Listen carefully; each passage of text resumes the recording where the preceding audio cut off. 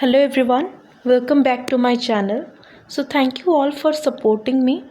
तो मैंने जो एक पोस्ट डाला था उसमें बहुत बच्चों का डिमांड था to make a class on economics. तो ये हम कर रहे हैं chapter 4 of economics, that is cost, revenue and supply. तो इसका जो पहला चैप्टर था प्रोडक्शन, जो हमने ऑलरेडी कर दिया है। जिन बच्चों ने नहीं देखा वो जाकर देख लीजिए। तो आज की इस वीडियो में हम कवर करेंगे कॉस्ट। तो पहले जानते हैं व्हाट इज़ कॉस्ट, फिर जानेंगे टाइप्स ऑफ कॉस्ट।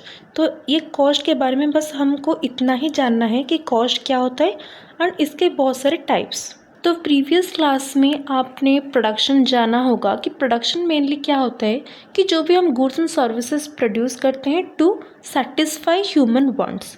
तो जो भी गुड्स एंड सर्विसेज जो प्रोड्यूस करते हैं, मान लो कि हम एक एग्रीकल्चर है तो हम कुछ क्रॉप्स प्रोडक्शन कर रहे हैं, एक हमारे पास एक इंडस्ट्री है तो कुछ हम मशीनरी प्रोड्यूस कर रहे हैं।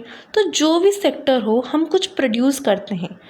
तो जब हम प्रोड्यूस करते हैं उसमें लगते हैं बहुत सारी चीज़ें। तो हमने ये पहले भी डिस्कस किया था कि some of the factors of production, जब हम प्रोडक्शन करते हैं there are require a number of factors, जैसे कि लैंड आ गया, लेबर आ गया, capital, this all comes in the factors of production. अब ये तो आ गए फैक्टर्स। अब इसको खरीदने के लिए हमें क्या चाहिए? पैसे चाहिए। अब लैंड होगा, लैंड को हम कैसे खरीदेंगे? पैसों से खरीदेंगे। अब लेबर चाहिए तो लेबर को हमें वेजेस पे करना होगा। So there is a simple example of a cakes. मैं केक्स के एग्जांपल के थ्रू आपको कॉस्ट समझाती हूँ। तो मान लो हमारा एक केक शॉप है और हमें एक कस्टमर ने ऑर्डर दिया है टू मेक 100 केक्स। ठीक है, तो टारगेट है हमारा टू मेक 100 केक्स। तो इसके लिए हमें क्या चाहिए? हमें बहुत सारे रॉ मटेरियल्स चाहिए होगा, जैसे कि sugar, floor, butter, eggs, milk. ये हमारे रॉ मटेरियल्स आ गए। फिर हमें एक जगह चाहिए जहाँ पर हम बनाएंगे। तो एक शॉप को हमें क्या रेंट लेना पड़ेगा। फिर जो वर्कर्स हो गए, हम एक आदमी तो ये नहीं बना सकता, बहुत सारे लोग चाहिए होंगे। तो जो अदर एम्प्लॉयज़ होंगे उनको हमें सैलरी भी देना होगा। इलेक्ट्रिसिटी भी है, gas and fuel, transport cost. तो ये सारी जो चीज़ें होते हैं, जो एक्सपेंसेस हम करते हैं, जो पैसे देकर हम जो खरीदते हैं, जो यूज़ करते हैं, वो सारे आ गए हमारे cost. So the total money spent, the total resources used. यहाँ पर देख लो, जितना भी मनी स्पेंट हुआ, जितना भी रिसोर्स यूज़ हुआ एंड जितने भी सर्विसेज यूज़ हुए, इन सब को मिलाकर हमारा प्रोडक्शन होगा। तो ये सारे जो एक्सपेंसेस होते हैं उसको हम बोलते हैं कॉस्ट। ठीक है, अब हमने तो इजी टर्म्स में समझ लिया कॉस्ट क्या होता है, बट इकोनॉमिकली हमें ये भी जानना होता है कि इसका प्रॉपर डेफिनेशन क्या है। तो cost of production is the expenditure incurred by a firm. Expenditure का मीनिंग सबको पता है, that is the money we spent. Incurred means we spent. So the total money we spent by a firm on the factors of production to produce a given quantity of output. A given quantity of output है, उसके लिए हमें बहुत सारे factors of production चाहिए होते हैं और उसको यूज़ करने के लिए जितने भी मनी स्पेंड होता है, जितना भी एक्सपेंडिचर होता है, उसको हम बोलते हैं कॉस्ट। अब फैक्टर प्रोडक्शन कौन से हैं? लैंड है, लेबर है, कैपिटल है। अब कॉस्ट क्या आएगा? लैंड के लिए जो रेंट भरना होता है, लेबर को जो सैलरी देना होता है, कैपिटल अगर हम बैंक से लोन ले रहे हैं तो उसका जो इंटरेस्ट भरना होता है, फिर कुछ गवर्नमेंट को टैक्स भी भरना होता है। These are called as cost. Other expenses भी हमें चाहिए, जैसे कि हमारे रॉ मटेरियल्स आ गए, इलेक्ट्रिसिटी, फ्यूल, ट्रांसपोर्ट, पैकेजिंग। ये सारे जो भी एक्सपेंसेस होते हैं, इसको जो हम मनी स्पेंड करते हैं to make payments for all this is called as our cost of production. ये बात समझ आ गई? Now let's go for types of cost. तो बहुत डिफरेंट टाइप्स ऑफ कॉस्ट है जो मैंने एक फ्लो चार्ट के थ्रू आपको यहाँ पर कंबाइन कर दिया है। पहला तो आता है आपका मनी कॉस्ट, फिर real cost and opportunity cost. फिर दो और क्लासिफिकेशन होते हैं, एक एक्सप्लिसिट कॉस्ट होता है, then another is implicit cost. फिर अकॉर्डिंग टू टाइम पीरियड हमारा शॉर्ट रन कॉस्ट है, लॉन्ग रन कॉस्ट है, और फिर आता है हमारा fixed cost and variable cost, and इन दोनों का कॉम्बिनेशन में बनता है हमारा टोटल कॉस्ट। फिर आते हैं दो और cost, that is average cost and marginal cost. तो इन सब को इस लेक्चर में हम एक बाय एक समझेंगे थ्रू एग्जाम्पल। जो पहला कॉस्ट है आपका, दैट इज़ मनी कॉस्ट। इसको हम एक्सप्लिसिट कॉस्ट भी बोलते हैं। तो इसको समझते हैं, वही हमारा जो केक शॉप है, इस पूरी वीडियो में हम वही केक का ही एग्जांपल लेंगे क्योंकि वो समझने में इजी होगा। तो मान लो हमारा वही केक शॉप है, तो केक शॉप के लिए क्या हमें वही लैंड चाहिए, लेबर चाहिए, कैपिटल चाहिए होगा। तो जितने भी हमारे जो एक्सपेंडिचर हम कर रहे हैं वो हम कैश पेमेंट के थ्रू कर रहे हैं। वो पेमेंट मतलब मनी स्पेंड करके कर रहे हैं, खरीद रहे हैं चीज़ें, तो वो हमारा होता है मनी कॉस्ट। तो यहाँ पर डेफिनेशन समझ लो। Money cost is the expenditure incurred by a firm, that means the money spent by a firm in the form of actual cash payments, मतलब हम पैसे देकर वो खरीद रहे हैं, for hiring and purchasing the factors of production to produce a given quantity of output. तो money cost को हम 3 अदर टर्म्स में भी बोलते हैं, that is explicit cost, accounting cost and nominal cost. तो नॉमिनल कॉस्ट बोलते हैं इसीलिए क्योंकि जो कॉस्ट होते हैं वो यूजुअली हमारे मनी के थ्रू में होते हैं। जो एक्सपेंडिचर हम करते हैं वो इन द मॉनेटरी टर्म्स में होते हैं, तो इसीलिए वो नॉमिनल कॉस्ट है। अकाउंटिंग कॉस्ट क्योंकि वो हम जो भी खर्चे करते हैं, जो भी एक्सपेंडिचर हमारा होता है, वो एक रिकॉर्ड मेंटेन होता है, वो एक अकाउंट्स में रिकॉर्ड मेंटेन होता है। जो भी आप शॉप ले लो उसमें एक लिस्ट बना होता है कि कहाँ पैसे कहाँ पर खर्च हुए, that is why it is accounting cost, इसका हिसाब रहता है। देन एक्सप्लिसिट कॉस्ट क्योंकि ये डायरेक्टली होता है तो इसे हम एक्सप्लिसिट कॉस्ट भी बोलते हैं। तो it includes rent for land, हम लैंड ले रहे हैं तो उसका रेंट है, wages and salaries to labour, interest on borrowed capital, cost of raw materials. तो ये सारी चीज़ें जो आपके हैं ये सारे हमारे आ जाएंगे आपके मनी कॉस्ट, क्योंकि ये सब जो चीज़ें हम खरीद रहे हैं वो पैसे देकर खरीद रहे हैं, that requires money to buy all this things. अब रियल कॉस्ट क्या होता है, जहाँ पर मनी यूज़ नहीं होगा। Real cost refers to the physical and mental efforts, जो हम एफर्ट्स डाल रहे हैं। अब अगर एक फार्मर है, वो एग्रीकल्चरल प्रोडक्शन करता है, तो उसका क्या होगा, उसका एफर्ट जाएगा, उसका फिजिकल एफर्ट, उसका मेंटल एफर्ट, उसका sacrifices, all this equals to the real cost. अब हम कॉस्ट को सिर्फ मॉनेटरी टर्म्स में नहीं मेजर कर सकते। अब हमारा एक पर्सन का एफर्ट्स भी जाता है ना उसमें, that is why this is called as real cost experienced by the factor of production producing goods and services. तो इसमें क्या इंक्लूड आता है, physical effort of the worker, क्या फिजिकल एफर्ट कर रहा है, then mental effort of the entrepreneur, time sacrifice, क्या टाइम दे रहा है प्रोडक्शन के लिए, then sacrifices of leisure and comfort. तो all this includes the real cost. इसके बाद जाते हैं explicit cost and implicit cost. ये मैंने एक डिफरेंसेस टेबल बना दिया है जिसकी वजह से आपको इजी होगा जानने के लिए।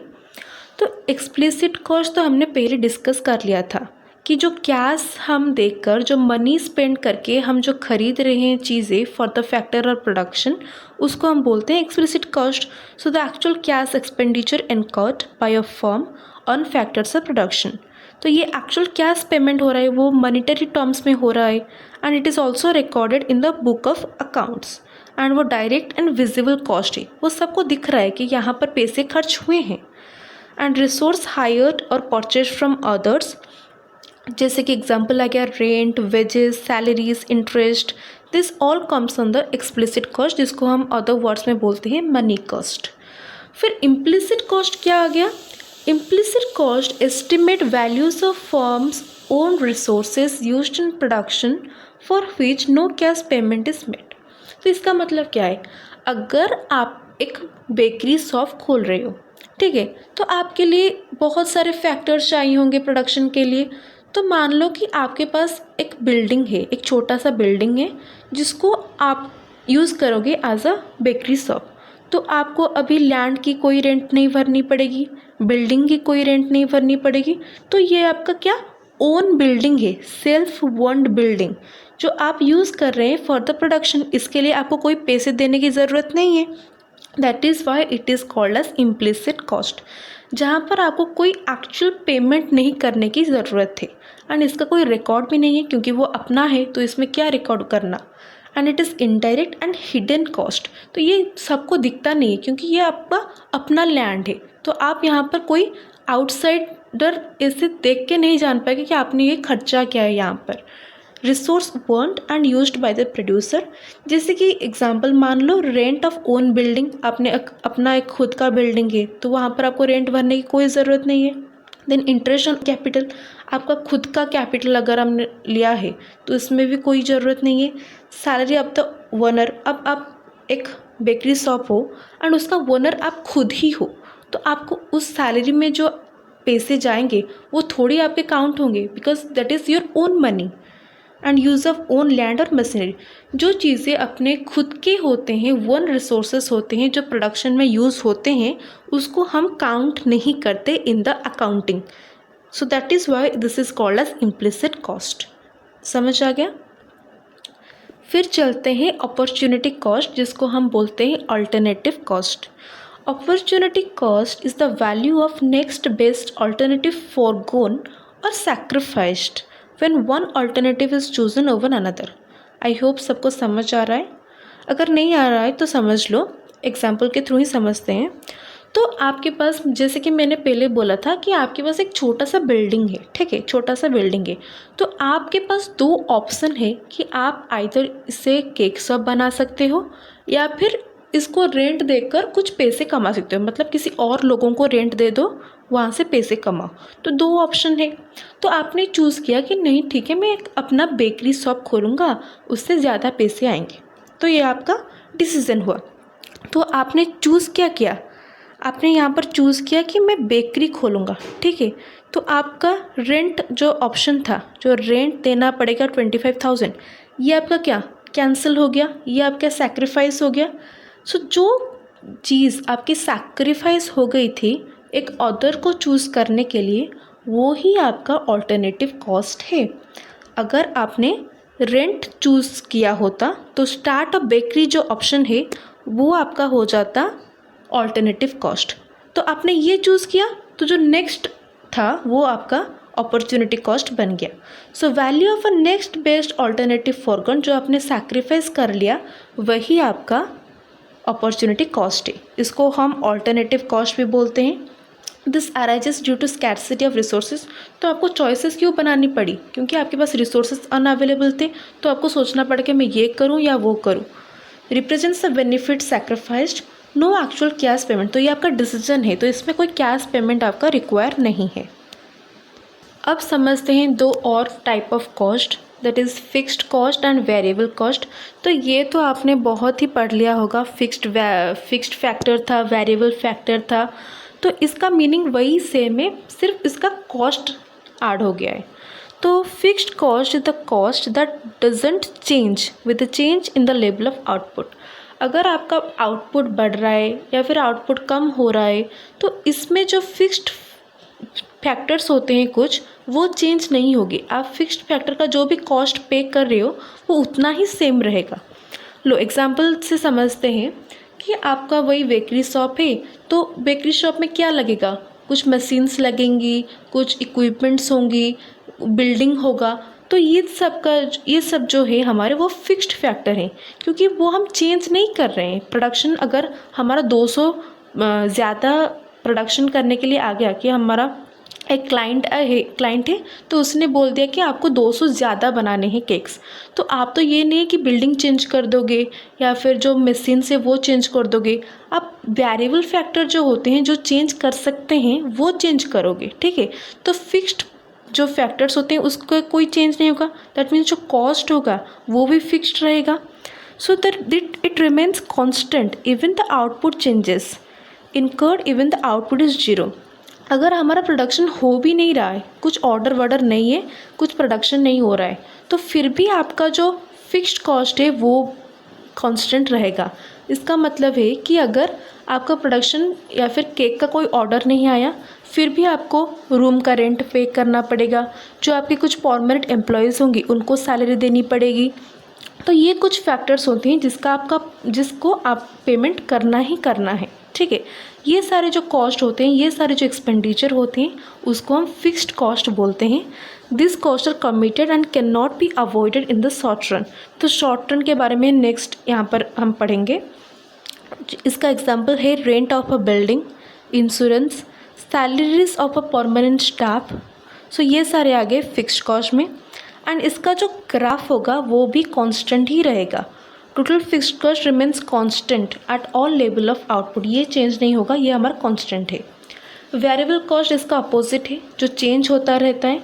Variable cost is that the changes with the change in the level of output. तो कुछ फैक्टर्स होते हैं वेरिएबल फैक्टर जो चेंज होते हैं, जैसे कि हमारा ज़्यादा आ गया कि 200 या 300 ऑर्डर आ गए, तो आपको क्या करना है, आपको रॉ मटेरियल इंक्रीज़ करना पड़ेगा।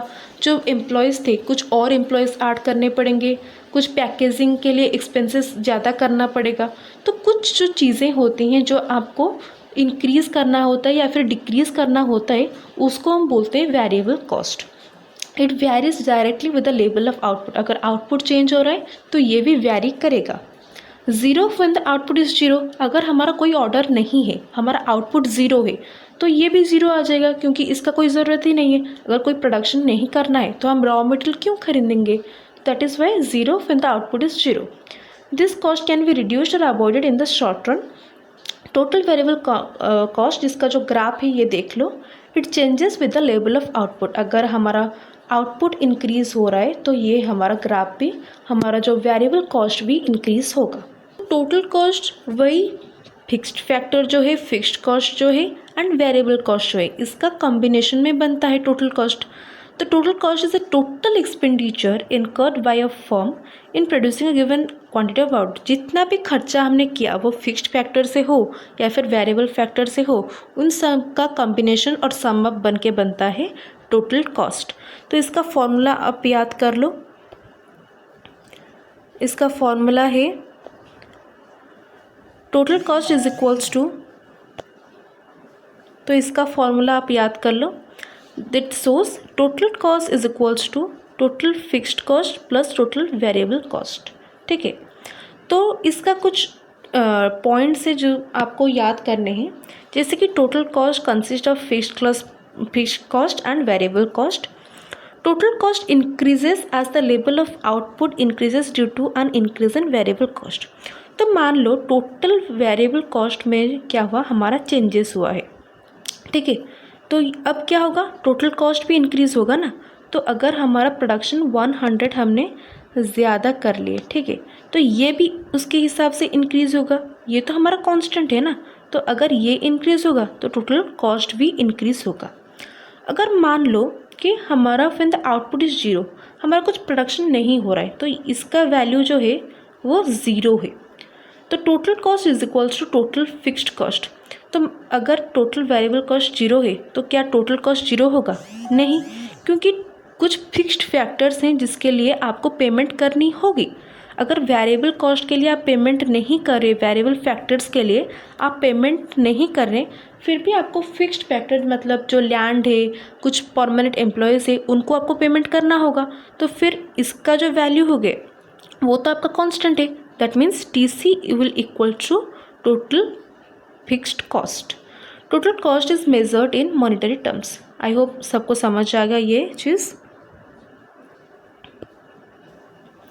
फिर चलते हैं difference between short run cost and long run cost. तो short run and long run ये मैंने पहले भी पढ़ाया है, जो कि वही सेम कॉन्सेप्ट है। शॉर्ट रन होता है cost incurred by a firm in the short run when at least one factor production is fixed। तो शॉर्ट रन का मतलब क्या है, कुछ कम पीरियड ऑफ टाइम में हम कर रहे हैं, जो खर्चे हम कम पीरियड ऑफ टाइम में करते हैं वही शॉर्ट रन में आते हैं। तो शॉर्ट रन में क्या होता है कि कुछ फैक्टर हमारे फिक्स्ड होते हैं, कुछ फैक्टर हमारे वेरिएबल्स होते हैं। मतलब जैसे कि मान लो कि हम एक केक शॉप में हैं, तो वहाँ पर लैंड, परमानेंट एम्प्लॉयज़, मशीनरी, ये सारे होते हैं यहाँ पर आपके फिक्स्ड फैक्टर, जहाँ पर आपको फिक्स्ड कॉस्ट पेमेंट करनी होती है, जहाँ पर आपको एक्सपेंडिचर करनी होती है, आपका प्रोडक्शन हो या ना हो। ठीक है, लेकिन कुछ वेरिएबल फैक्टर्स भी होते हैं, जैसे कि raw materials, then purchasing new machines. तो ये सारे जो होते हैं वो वेरिएबल कॉस्ट होते हैं, जो आपको क्या होता है कि चेंज होता है। जो रॉ मटेरियल, अगर आपका प्रोडक्शन ज़्यादा आ गया करने के लिए, डिमांड ज़्यादा आ गया, तो आपका वेरिएबल कॉस्ट भी इंक्रीज़ हो जाएगा। तो that is why short run cost is equals to both total fixed cost and total variable cost. Output can be increased only by changing variables. तो अगर वेरिएबल फैक्टर चेंज होगा तभी आपका output में इंक्रीज होगा। Scale of production can not be changed completely, जिसका example है कि हम कुछ ज़्यादा वर्कर्स हायर कर रहे हैं या फिर कुछ रॉ मटेरियल्स ज़्यादा खरीद रहे हैं, that is in the short run. अब लॉन्ग रन में क्या होता है कि आपको सारे ही फैक्टर्स आपके वेरिएबल हो जाते हैं, क्योंकि आपके पास एक लॉन्ग पीरियड ऑफ टाइम है, आप सब कुछ चेंज कर सकते हैं। अगर आपका लगा कि आपको कि जो बिल्डिंग हम अभी बना रहे हैं, केक सब के लिए यूज़ कर रहे हैं, तो वो काफ़ी छोटा है आपके लिए, तो आप चाहते हो कि एक बड़ा सा बिल्डिंग रेंट करो जहाँ पर आपके ज़्यादा प्रोडक्शन हो सकते हैं। तो क्या आपने चेंज कर दिया, आपने बिल्डिंग चेंज कर दिया, आप नए इक्विपमेंट्स ले आए, आप अदर एम्प्लॉयज़, कुछ और एम्प्लॉयज़ को भी नौकरी दे दी, तो क्या होता है कि सारे जो फैक्टर्स होते हैं वो आपके चेंज हो गए। That is why there is no fixed cost and all factors can be changed. So this is variable in nature. उसका जो आउटपुट है वो चेंज होता है by changing all factors of production. And जिसका एग्जांपल है building a new factory, purchasing new machines, expanding the business. तो ये आ गया हमारे difference between short run cost and long run cost. इसके बाद हम समझते हैं एवरेज कॉस्ट। एवरेज कॉस्ट का मीनिंग भी वही सेम है कि average cost is the cost incurred in producing 1 unit of output. अगर हम 100 यूनिट ऑफ प्रोडक्शन कर रहे हैं तो 1 यूनिट का पर यूनिट का वैल्यू कितना होगा, वही हम मेज़र करते हैं through average cost. It is obtained, ये कैसे निकलेगा, बाय डिवाइडिंग टोटल कॉस्ट से। अगर आप क्वांटिटी ऑफ आउटपुट डिवाइड कर लोगे तो आपका निकल जाएगा average cost. This is the formula. तो एक एग्जांपल के थ्रू समझते हैं। तो मान लो कि टोटल कॉस्ट आपका है 20,000 एंड क्वांटिटी है 200 यूनिट्स। अगर हम 200 केक्स बना रहे हैं तो हमें टोटल खर्च होता है 20,000। अब बताओ कि एक केक के लिए कितना खर्च होगा। So you have to divide 20,000 divided by 200। तो आपका आ गया कि आपके एक केक के लिए आपका यूज़ हो रहा है 100, और यूनिट के लिए आप खर्च कर रहे हो 100 rupees. So that is why this is our average cost, जो निकल गया 100। ठीक है, तो ये आपका आ गया एवरेज कॉस्ट। तो अभी समझते हैं मार्जिनल कॉस्ट क्या होता है। तो ये बेसिकली वही सेम कॉन्सेप्ट है, addition made to the total cost by adding 1 more unit of output. अगर आपका टोटल क्वांटिटी ऑफ आउटपुट था 100 यूनिट्स, तो आपका हो रहा था प्रोडक्शन कॉस्ट हो रहा था 200 यूनिट्स में 20,000 हो रहा था प्रोडक्शन। अगर आप एक और ऐड कर लो, आप एक और यूनिट ऐड कर लो, तो आपका प्रोडक्शन क्या होगा, आपका जो कॉस्ट होगा वो इंक्रीज़ हो जाएगा, क्योंकि आपने एक और यूनिट ऐड कर दी। तो कितना इंक्रीज़ हुआ एक प्रोडक्ट के लिए, वो कितना वैल्यू आ गया इंक्रीज़ होकर, वही आपका मार्जिनल कॉस्ट है। ठीक है, तो आपने जो टोटल कॉस्ट आपने लिया था, इनिशियली आपका टोटल कॉस्ट कितना था, फिर चेंज होके आपका कितना आ गया, एंड क्वांटिटी इनिशियली कितना था एंड चेंज होकर कितना क्वांटिटी है, उसका जो डिफरेंस है, एंड उसको अगर डिवाइड कर लोगे तो आपका मार्जिनल कॉस्ट आ जाएगा। तो change in total cost divided by change in quantity of output. तो एग्जांपल के थ्रू समझ लो कि total cost of producing 10 units, अगर हमारे पास इनिशियली 10 यूनिट्स ऑफ कमोडिटी है, उसको प्रोडक्शन करने के लिए हमारे 1000 खर्च होते थे।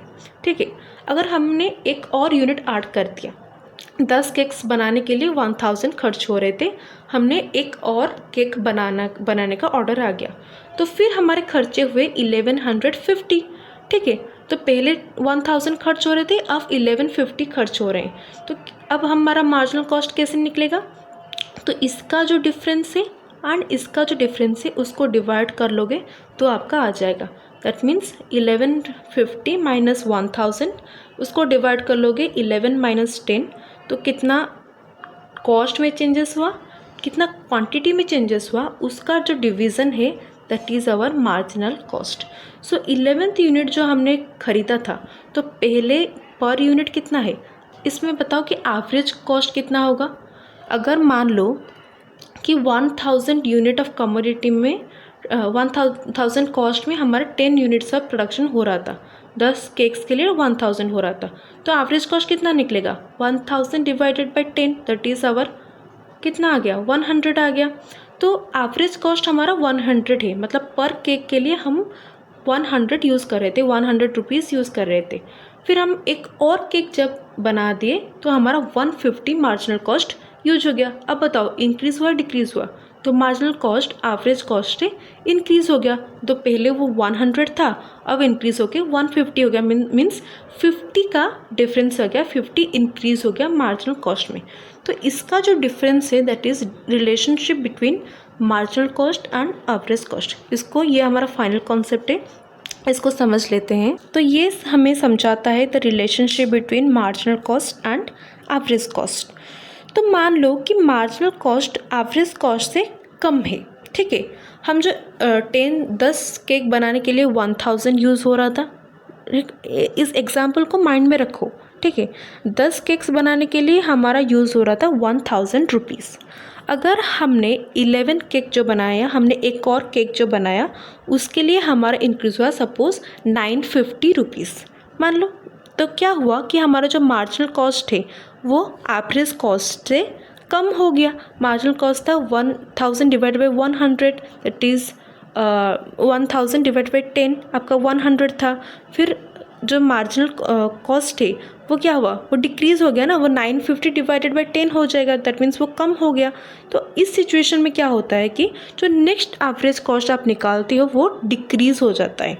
तो cost of the extra unit is less than average cost, that is Y average cost क्या होता है, वो डिक्रीज़ हो जाता है इन दिस केस। तो ये ग्राफ भी आप देख लो, in the graph it is this is the marginal cost and the average cost starts declining or falling. फिर सेकेंड सिचुएशन लेते हैं जब marginal cost and average cost similar होता है, सेम होता है। तो 10 केक बनाने के लिए आपको चाहिए 1000 रुपीज़। अब 11th केक बनाने के लिए आपका हो गया 1100, ठीक है। तो डिफरेंस कितना आया, पहले आपका एवरेज कॉस्ट आता था 100, मार्जिनल कॉस्ट आ गया भी 100, दैट मीन्स ये सिमिलर हो गया। तो इस सिचुएशन में क्या होगा कि एवरेज कॉस्ट आपका कांस्टेंट होगा और मिनिमम होगा, ठीक है।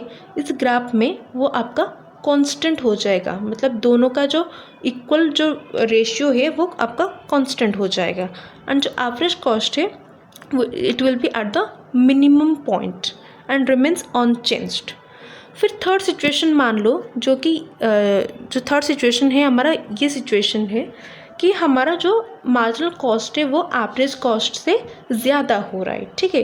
तो यहाँ पर एवरेज कॉस्ट कितना है 1000, प्रोडक्शन 10 यूनिट्स के लिए हम 1000 रुपीज़ खर्च कर रहे थे। अब हम 11th यूनिट के लिए 1150 आ गया, तो हमारा marginal cost 150 and average cost 100, तो 50 जो इंक्रीज़ हुआ। तो इस सिचुएशन में क्या होगा, इस सिचुएशन में होगा the cost of extra unit is greater than the average cost, that is why the average cost जो निकलेगा उसके बाद वो दैट विल बी इंक्रीज़, क्योंकि हमारा मार्जिनल कॉस्ट इंक्रीज़ हो रहा है, दैट इज़ वाई हमारा एवरेज कॉस्ट भी उसके बाद इंक्रीज़ हो जाएगा, ठीक है। सो this is the relationship between marginal cost and average cost, जो कि आप बोल सकते हो एक इक्वली प्रोपोर्शनेट है। अगर मार्जिनल कॉस्ट डिक्रीज़ हो रहा है तो एवरेज कॉस्ट भी उसके बाद डिक्रीज़ हो जाएगा, अगर मार्जिनल कॉस्ट इंक्रीज़ हो रहा है तो एवरेज कॉस्ट भी इंक्रीज़ हो जाएगा, एंड अगर वो सेम है तो वो भी कांस्टेंट रहेगा। This is all about the relationship between marginal cost and average cost. So ये क्वेश्चन है, a firm's total cost is 480 and output is 12 unit. एक फर्म है जिसका टोटल कॉस्ट है 480 एंड उसका जो आउटपुट कितना बनाता है वो 12 यूनिट्स का बनाता है आउटपुट। उसका जो कॉस्ट है वो इंक्रीज़ हो गया 480 से 520 तक, उसका कॉस्ट इंक्रीज़ हो गया कहाँ तक, 480 से 520 तक, एंड आउटपुट भी इंक्रीज़ हो गया 12 से 13 यूनिट तक। तो आपको अभी बताना है कि आपका एवरेज कॉस्ट क्या है एंड मार्जिनल कॉस्ट क्या है। तो इसका तो मैंने फॉर्मूला आपको बता दिया था, तो आपको ये वाला क्वेश्चन सॉल्व करके मुझे कमेंट्स में बताना है कि एवरेज कॉस्ट कितना आएगा एंड मार्जिनल कॉस्ट कितना आएगा। ये हम नेक्स्ट क्लास में डिस्कस कर लेंगे, ठीक है।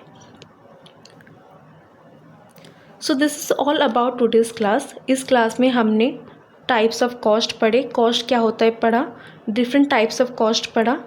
तो अब ये कॉस्ट का कॉन्सेप्ट क्लियर हो गया। इसके बाद हम रेवेन्यू में जाएंगे। नेक्स्ट क्लास में हम रेवेन्यू के कॉन्सेप्ट को समझेंगे। सो that is all for today's class. Stay inspired, keep learning. Thanks for watching my video.